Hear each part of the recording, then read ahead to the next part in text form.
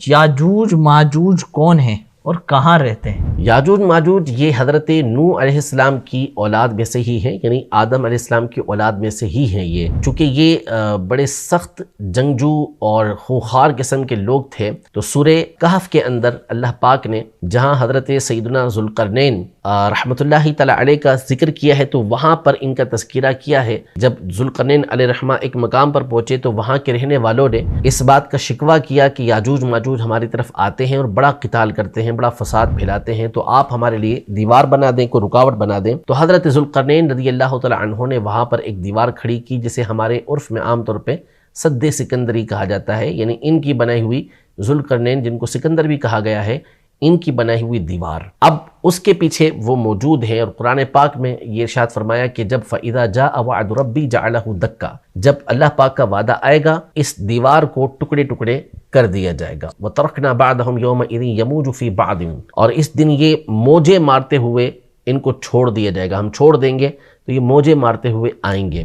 ایک تو اس بات کا اعتقاد رکھا جائے گا کہ یاجوج ماجوج ہیں، ٹھیک ہے، قرآن مجید فرقان حمید میں اس کا ذکر آ گیا۔ دوسرا یہ کہ قرب قیامت کے اندر یہ آئیں گے۔ عیسیٰ علیہ السلام جب دنیا میں تشریف فرما ہوں گے اور دجال کے فتنے سے لوگوں کو نجات دلا دیں گے، تو پھر اس کے بعد ان کو کہا جائے گا کہ اب آپ پہاڑ کی طرف لے کر چلے جائیں لوگوں کو، کیونکہ اب ایک ایسی مخلوق چھوٹنے والی ہے کہ جس کا مقابلہ کرنا کسی کے بس کی بات نہیں۔ تو پھر ان کو چھوڑا جائے گا یاجوج ماجوج کو، اور یہ دنیا کے اندر تباہی مچا کے رکھ دیں گے، ساری کھیتیاں، سارے پانی سب ختم کر کے رکھ دیں گے۔ پھر اس کے بعد اللہ تبارک و تعالیٰ کی طرف سے ان کے اوپر عذاب آئے گا اور یہ سارے کے سارے مر جائیں گے، اور ان کو پرندوں کے ذریعے اٹھا کر پھینک دیا جائے گا، زمین کو پھر صاف کیا جائے گا۔ تو یہ احادیث طیبہ کے مضمون موجود ہیں۔ اب یہ ہیں کہاں، یہ اللہ ہی بہتر جانتا ہے۔ ظاہر ہے کہ اب جس قدر ہمارے یہاں ترقی ہو چکی ہے، اس کے باوجود ہر ایک جانتا ہے کہ ہم زمین، ابھی سمندر نہیں، صرف زمین جو خشکی ہے، اس کے بھی تمام مقامات کو صحیح طور پہ جان نہیں سکے۔ صرف ایمیزون کا جنگل جو اتنا بڑا ہے، اس کے اندر کیا کیا چیزیں ہیں ابھی تک اس کو بھی نہیں جانا جا سکا۔ تو چاہے جائے کہ سمندر وہ تو خشکی سے 3 گنا بڑا ہے، تو اس کے جو عجائبات ہیں، اس کے جو مقامات ہیں وہ کہاں ہیں وہ ہمیں معلوم نہیں۔ تو اس لیے وہ ہیں کہاں، یہ فی الحال اندازے سب لگاتے ہیں کہ فلاں مقام پر تو فلاں مقام تو فلاں مقام، لیکن کوئی بھی آپ حتمی بات اس حوالے سے نہیں کہہ سکتے، یہ اللہ کو معلوم ہے۔